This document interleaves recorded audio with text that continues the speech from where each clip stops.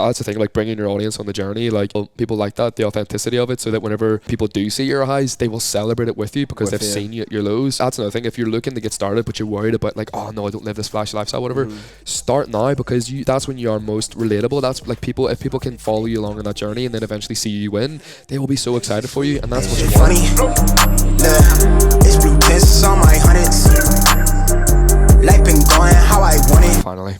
Here we are. Again. Back. Again. Episode 2. Tell you what, people do not see the amount of hassle it takes to get a setup working like this on a podcast. There's a lot that goes into it. Yeah, no the things you don't see. The effort we put in, the video. Oh my goodness. Anyway. We're back again.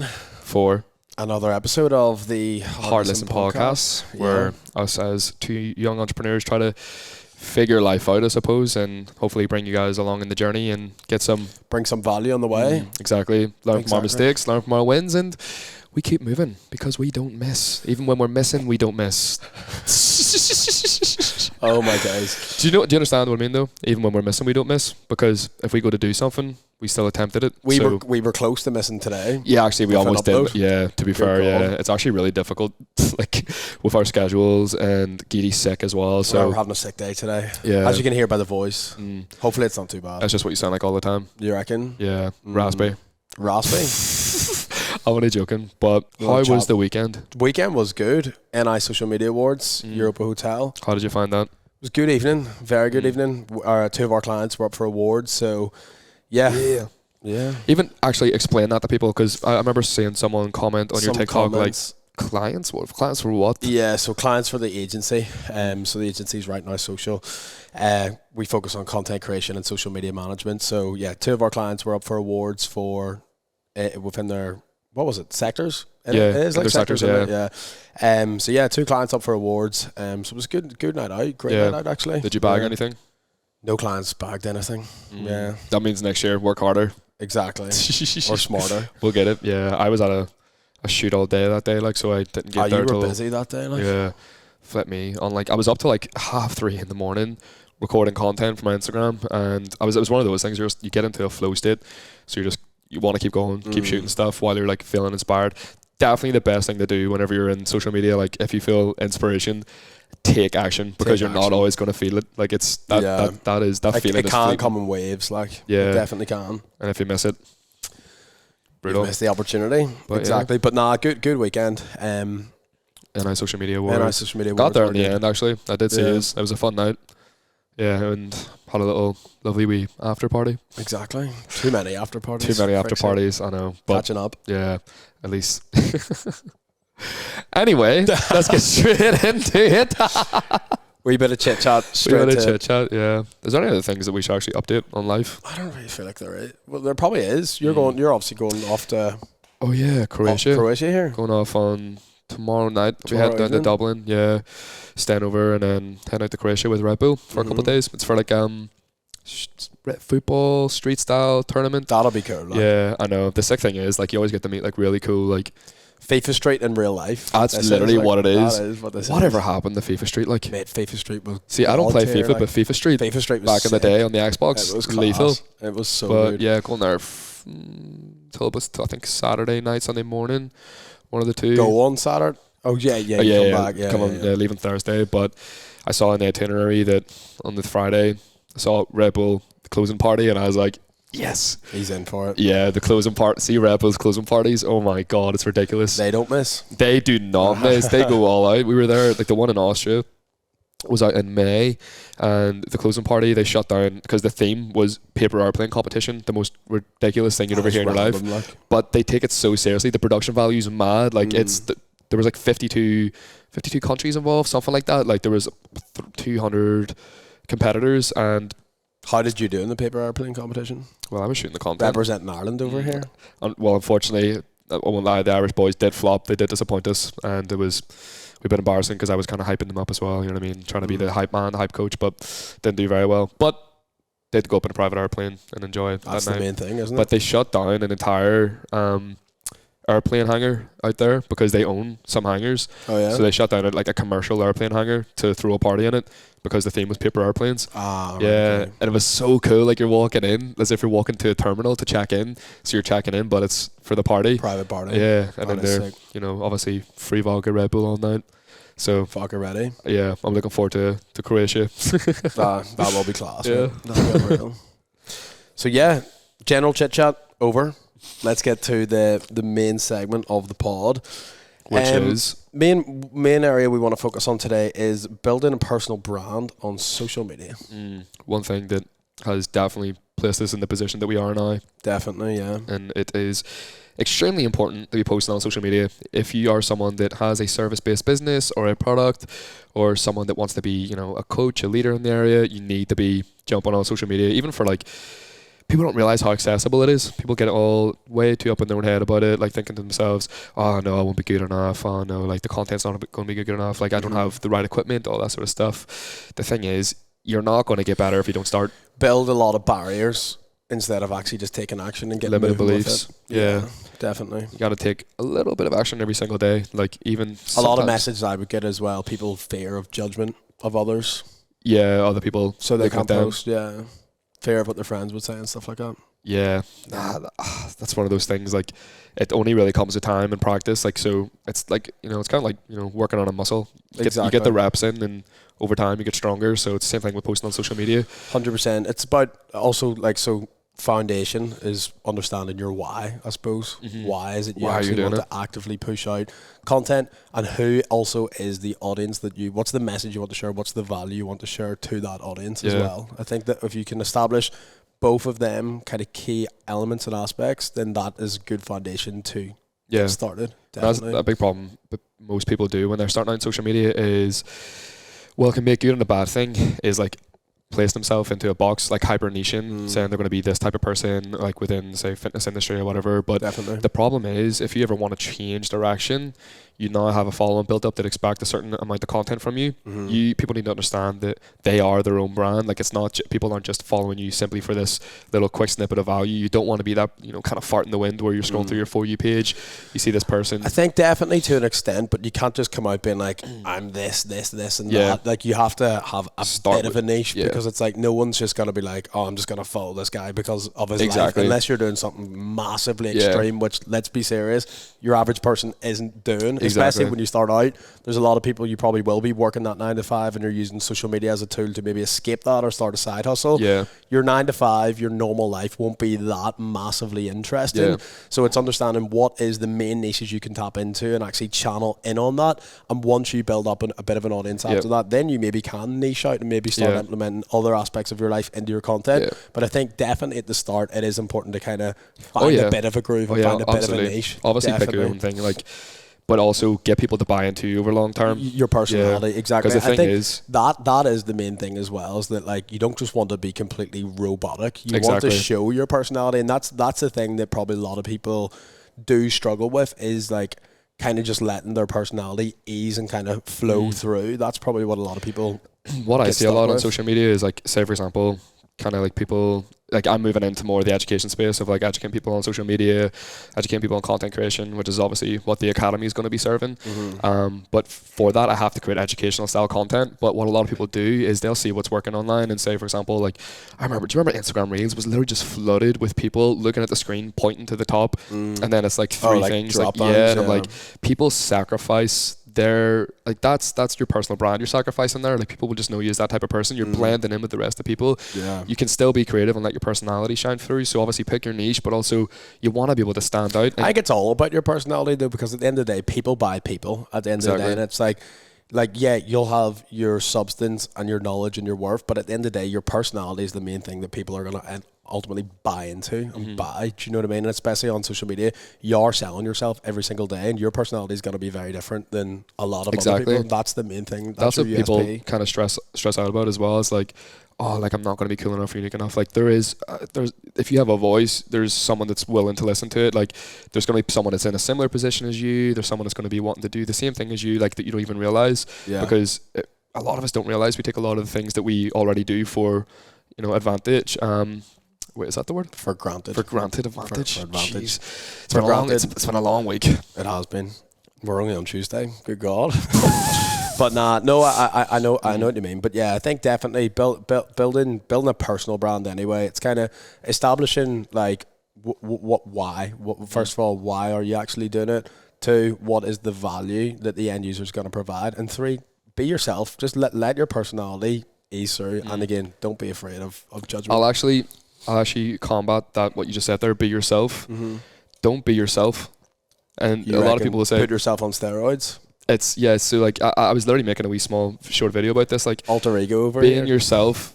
It's a bit of a limitation, because being yourself has only brought you to where you are now. If you're someone that wants to get started on social media, being yourself isn't going to get you to where you want to be. Being yourself is going to place you in the limitations that you already are. So what you have to do instead is be the person that you wish to become. That's a fair point. That is. So if you want to become, say, an entrepreneur on social media, educating people and stuff like that, you have to look at what you're doing, your routine, all your daily habits, and you have to think to yourself, right, is the person that is has 100,000 followers, that's making 6 figures a year, doing what I want to do they sit and scroll TikTok all night until 2 a.m? Do they sit and spend all their free time watching Netflix shows? No, they probably don't. They probably spend it learning, so like sponging up a lot of information, networking with people. So self-development. Exactly. So don't be yourself. Be the person that you want to become. Aspire to be. Yeah, exactly. Good point. Fair point. Step in those shoes every single day. Absolutely.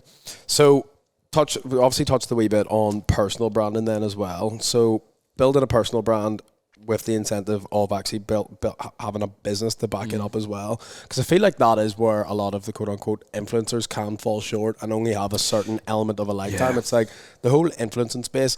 They say that really you only do have 24 months, 2 years to really make a bit of a stint before people there's not as much eyes on you as well. That's why I think for a lot of influencers, like we can speak from experience as well. Yeah, there is an element of like massive luck with the whole like influencing space as well. And it's like if you have substance which is actually a service or a business behind you, you're 10 times more likely to actually make the whole social media and a career rather than a short spell in your life. What do you think about that? No, I completely agree. Because I remember whenever, it's all like kind of divine timing as well when I think about it, but whenever I first blew up on TikTok 2 years ago and gained those 60,000 followers in 2 weeks or something like that, I had it in my head that the views, all that there sort of stuff, but I started creating educational content. And I thought to myself, why am I creating educational content? Because I felt like I wasn't really accomplishing anything. But now, 2 years fast forward, I have a product to back it up, so that way I'm actually having sort of like a business side of it, in the sense of yes, I'm providing free value and education, but also it's being done to serve a purpose. And I think influencers need to sort of look at their own personal brand and get people to buy into them, so that those people will buy whatever product that they serve. Because what a lot of influencers will do is they'll obviously get brand deals and affiliate links, but the energy that they're spending promoting those affiliate links could be done promoting their own products. And it's one of them ones as well. After a while, if someone is just constantly doing hashtag after a while, there's no substance anymore. It's like you can't people know that you're being sold to. Yeah, with social media, you really need to sell without people feeling like they're being sold to, essentially. And I think as well, if you're starting on social media and you're starting to get a lot of brand requests and collab requests and stuff, be very selective over those requests. Do not just take everything for the sake of it, of feeling good, that dopamine hit of I'm getting sent the product and stuff. Yeah, exactly. Because that it has to align with your brand. 100% align with your brand. And I'm sure we've all done it where you will get a request and if it doesn't feel like the right fit, don't do it. Flip me. I've literally turned down 90% of the requests that I've got, just because I'm am I actually going to use this product? Probably not. I'd feel shit if I was taking money for some sort of sponsor post and stuff. Yeah. If I'm not using it, for example, that standing desk, doing that just because it's a standing desk I will use every single day. It's a good product, so I'll promote it. So make sure whenever you're working with brands that it actually aligns with your personal values as well, and how you want people to perceive you. Because if you're just accepting everything, then you're not going to get the bigger things that you also want. Your audience will know as well if it's literally just pumping out ad after ad after ad. It's people can see through that. I think definitely if people can build a personal brand online, they should be looking into building their own product realistically, in the same way that your product is your agency service. My product is my online academy. Yeah, it doesn't have to be that. It could be for example, Drew Clark. She did social media, made her own wee clothing brand. Mm-hmm. Same thing of Ariana as well. Yeah. Yeah, that's like they're good examples of building a platform and then using it to leverage. Like it's leverage for a bigger idea, a bigger venture. So exactly. No, I agree. Totally agree. So yeah, building a business through social media, that's a massive kind of undertaking. topic. It's such a big topic. Where do we even start with that? Like building a business off of social media? Yeah. I think first off, just start posting so you get used to it. Like, because we're talking more specifically TikTok here, because Instagram's a wee bit dead, to be honest. But yes, there's still opportunity on Instagram, but on TikTok it's so much easier to get started. And like we've both seen it with working with clients, hyper niching down into certain things, expand over time, whatever. So first off, just start posting on your own personal media, on your own social media, so that you understand, how the algorithm works. So you know how, what kind of content does well, what doesn't do well. Start looking into, say if you want to be a fitness influencer, look into the top fitness influencers on TikTok. So that way you can go through, search through their content, find the best performing content, replicate it, understand why that works, innovate on it. So that way you're actually building a following. You understand the purpose of the content that you're creating. You understand how to create high quality content, so that way in the future you actually have the solid foundation for then implementing the business side of it. So when it comes to building a business off of social media from the personal brand, I think the way that me and you kind of done it was, for example, because I'm creating quality content that I'm passionate about, that I enjoy making, brands will then notice that. They'll reach out to you. You start doing the collaborations with, say, for example, I did stuff with NI Direct, which is government services. So I was creating TikTok content for the government to run on TikTok as ads for, I think it was a COVID campaign. Did stuff with Discover NI, went around a bunch of different places in Northern Ireland, and that was a paid collaboration as well, where it went on my TikTok and Instagram. So I think first off, focus on understanding what content works, why it works, and experiment. Post one video a day as frequently as you can, and off the back of that, when we talk business, what kind of business are we talking about? Because you can go so many different directions. There's so many other ways to take that. Say, for example, service providers, they're going to have a completely different experience compared to e-com or something like that. Exactly. Yeah, but I think because we're kind of on the personal brand aspect, we could talk about the service providers, because that's something that I'm moving into now, in terms of education as a coach and mentor sort of thing. But I think for me, first off, the thing is understanding the pain points of the people that I'm talking to, identify who is it that I'm actually trying to speak to, what problems do they have in their life that they aren't even aware of, that we want them to solve.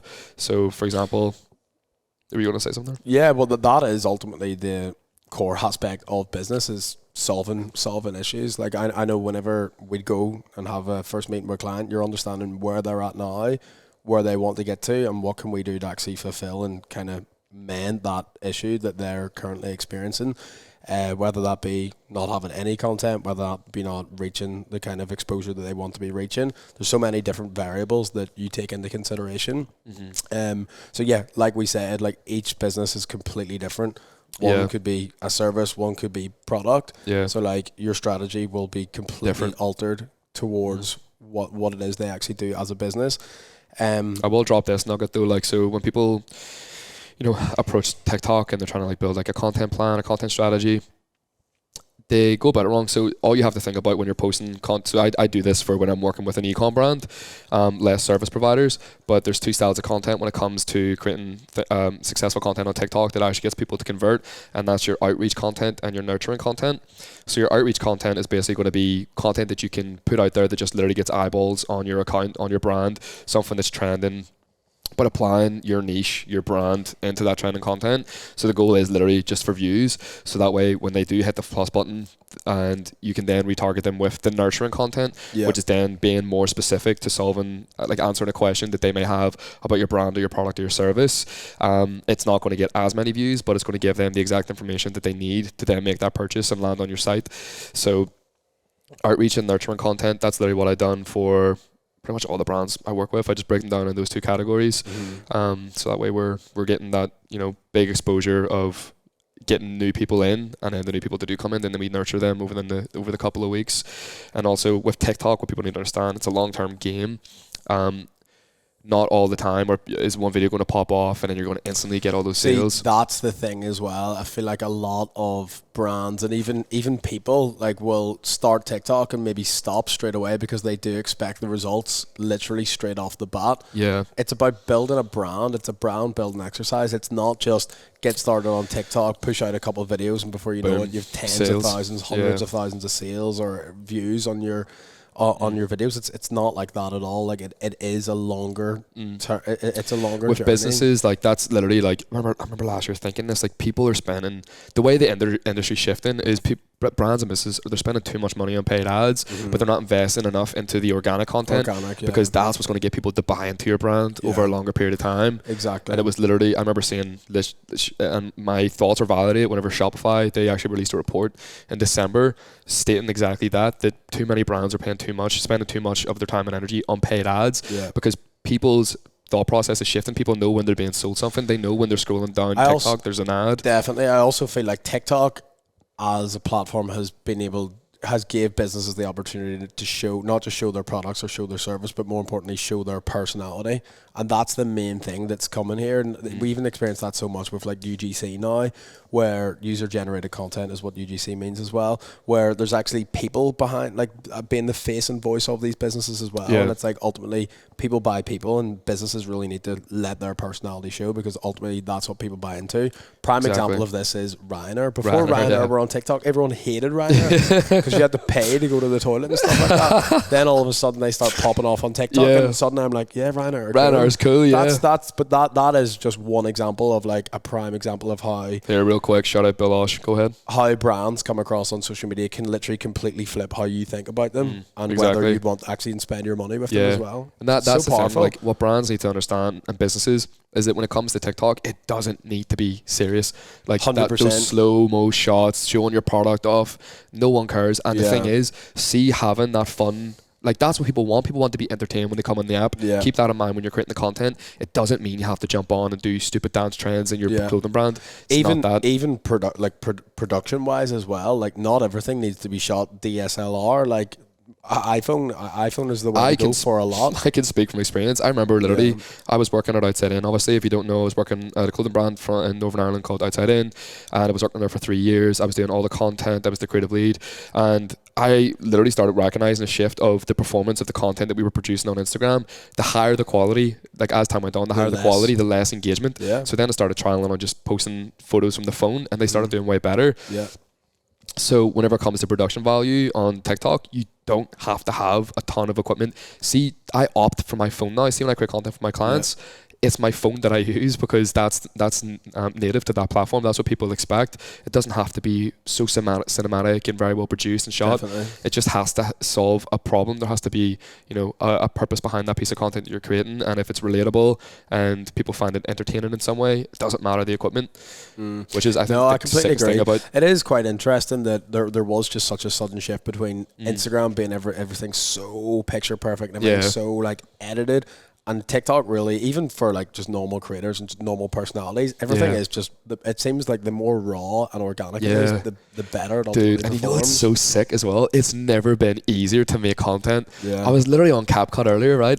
Or yesterday, I think I showed you this. I was on CapCut, right? And on CapCut, there's an option to remove the background of a video. So it was like me talking, and then I wanted to like have a picture in the background, and I just pressed like remove background, and it did it instantly. Looks so good, very well cut out. It's a free app, and it's like there's all these other features in it. But I remember like, being a professional content creator, the amount of time that would take me to do on like Premiere Pro or After Effects would take so much time. But nowadays it's so easy to do. It's so accessible. There is no reason that you should not be posting on social media. Like, all the tools are there. It's so easy. I suppose one thing that me and you can definitely say that we struggle with, and like, we do struggle with consistency. That's the only thing. Like, it's never been easier. Yeah, we've got all the tools right inside this phone, but then you actually have to go and do it for yourself. And like for us doing that whilst running the business, whilst doing everything else, that can be challenging. Hard. Like there's no doubt about it whatsoever. That's why people in the industry, PTs, I respect the hell out of you guys, because like them boys are pushing out content so mental. Much.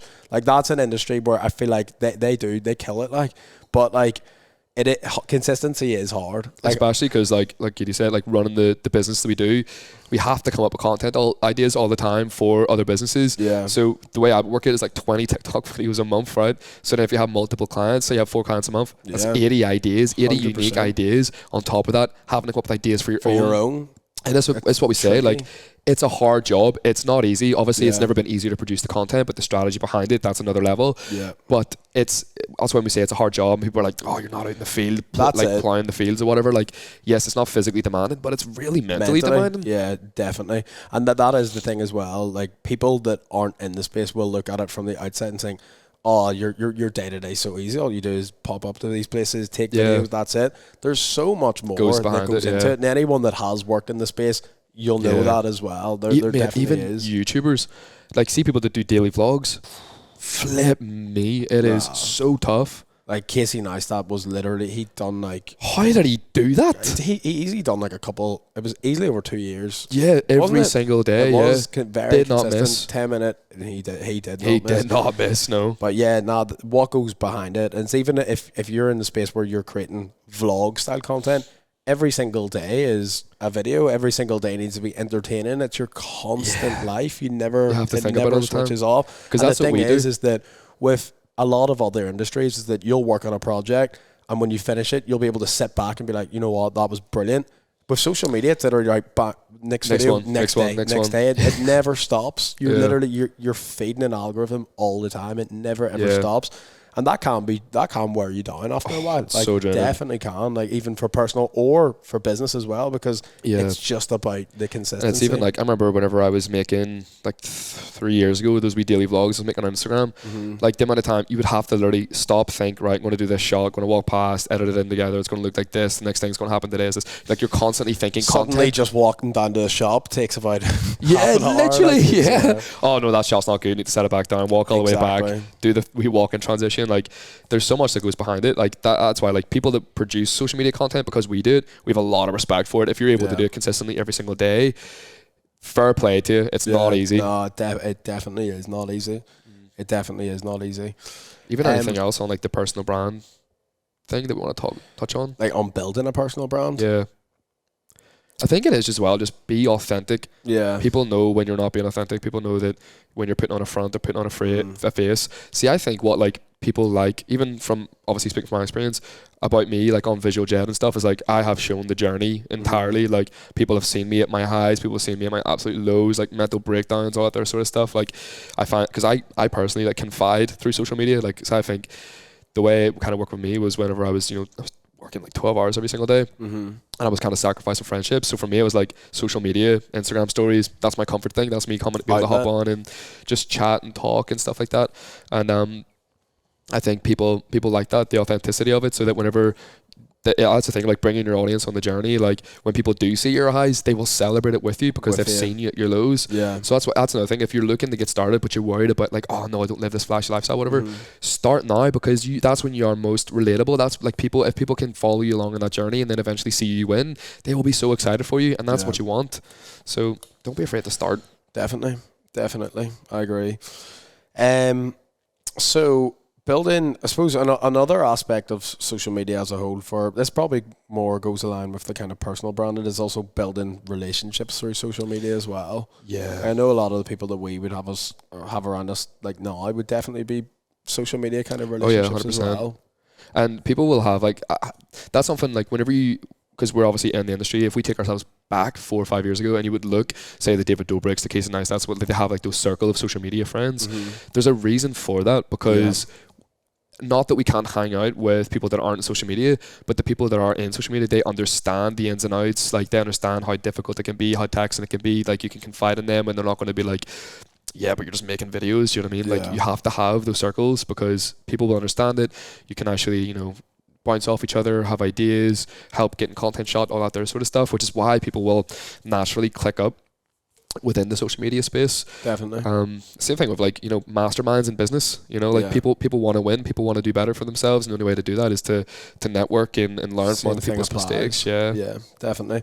No, I think that's definitely something that's been very predominant with us, especially from the last couple of months, is that, whenever, especially for other people, because I am conscious of like, the end user here, there'll be a lot of people who want to get started, but like their circle aren't on the social media kind of wave at all. And once you do kind of start like putting yourself out there and getting a bit of recognition for what you're doing, like you will make connections and stuff like that. People, putting yourself out there, how do you actually start on that? I think, whenever you're trying to get into that space, right? Say you're someone that is completely, not in tune with it. You don't have friends in the social media space, but you want to create content. You want to get in there. You want to make those friends.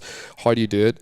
Just start commenting on people's stuff. So say, for example, someone that you're looking up to, say someone in the influencer space, whatever it is, just start commenting every now and again. Please, just get your face shown in the comments, and then eventually over time, just start replying to the stories, DMing them, talking to them, that there sort of stuff. So you're in their mind, and then eventually all it takes is a wee, hey, love what you're doing. Would love to meet up for a wee chat, blah, blah, blah. Next thing you know, your mates, you know what I mean?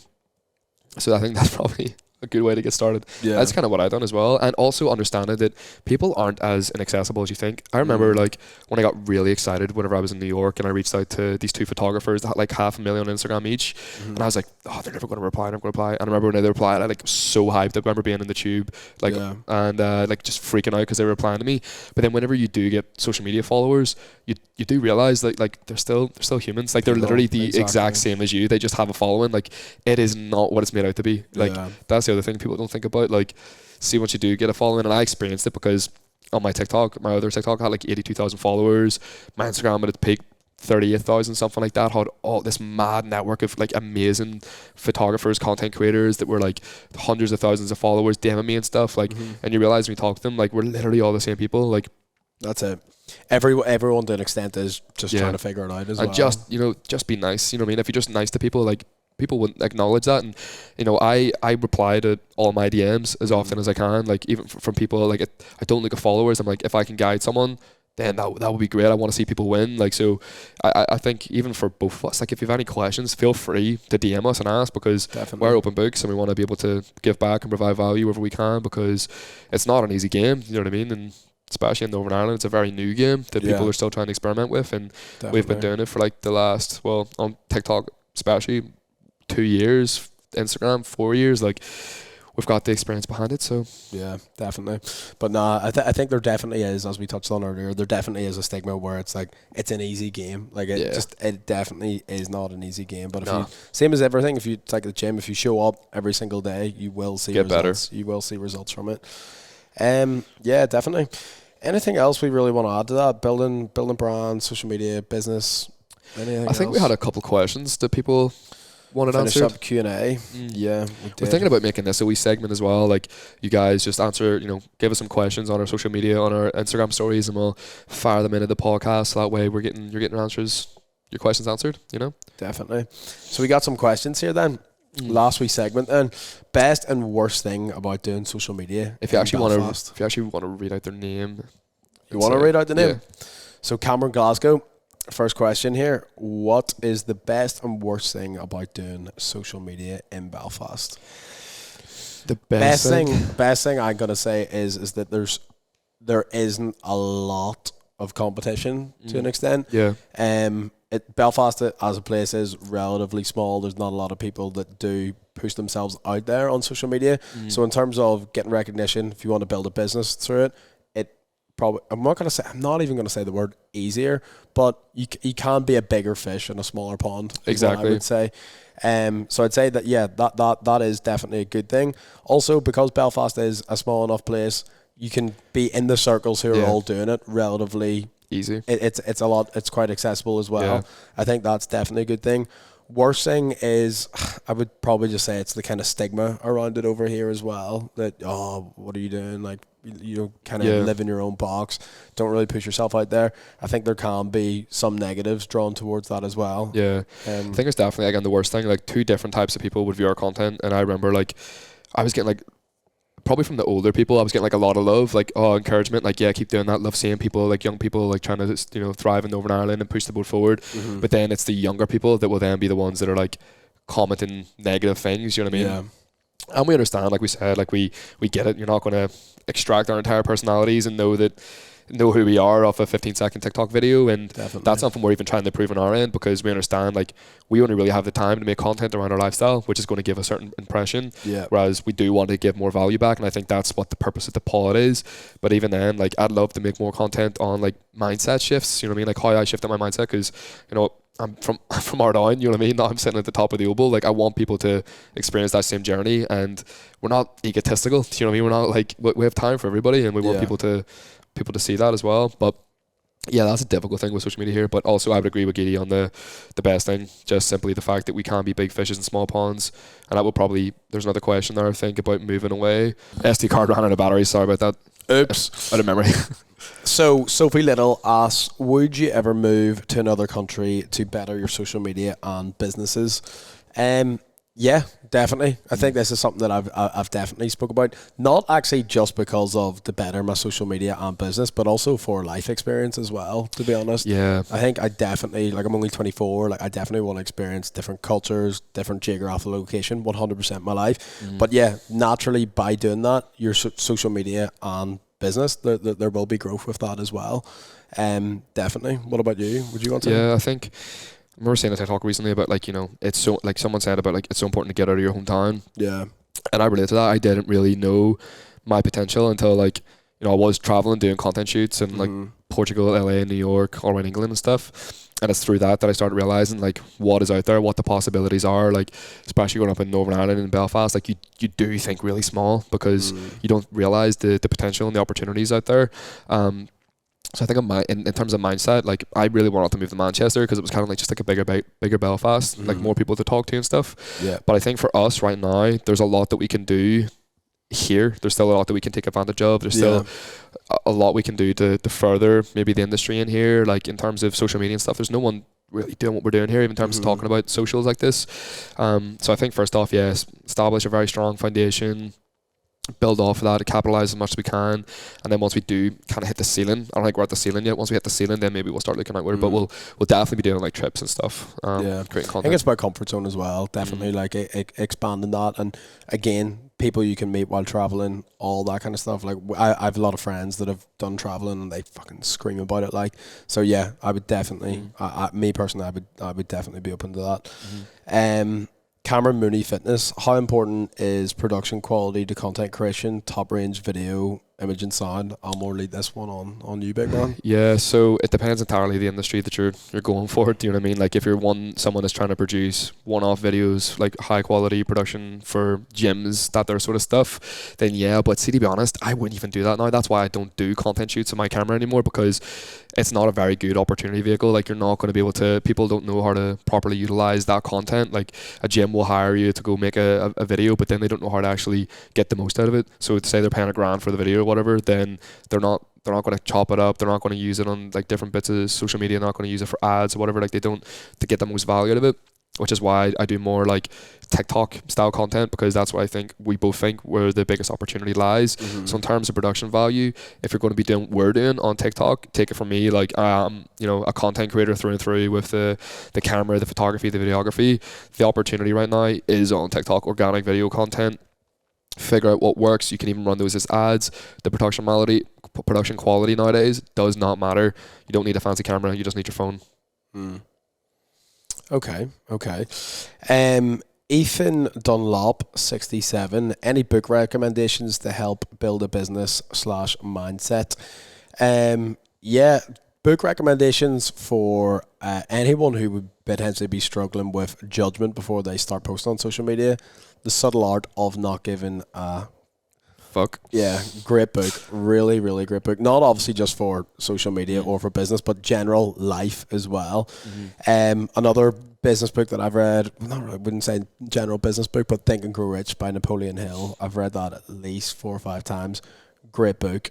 What about you? Any recommendations on books? Terrible to remember authors' names, but I think one that definitely helped me within like the workplace in terms of like getting my mindset right is Ego is the Enemy. I think that was a big game changer for me. I remember you talking about that, actually. Yeah, Ego is the Enemy. It teaches you kind of detach from your ego, how to like understand that good work is enough sometimes, and you know how people's intentions behind what they do and how you can process it and stuff. I forget the author, but Ryan Holiday, I think it is. Another good book is Build.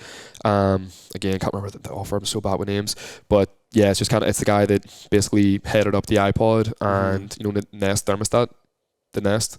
It's like the biggest like home thermostat product in the world. Okay. But yeah, so this guy, and what's really good about this book is that like it's not read like it's not told like a story. It's told more like of experiences in his life in like product design, management, business, that sort of stuff. So you can kind of like open up any chapter and it's new learning, and I love that there sort of stuff. Yeah. I think another book I read was The Way of the Wolf by Jordan Belford, and he pretty much said that sales isn't just about in business. Sales is an everyday thing that we all do. Like, for instance, if I said to you, what are we doing after this? Oh, we're doing this. I've just sold you on that. Yeah. Selling is something you do every single day of your life, directly and indirectly.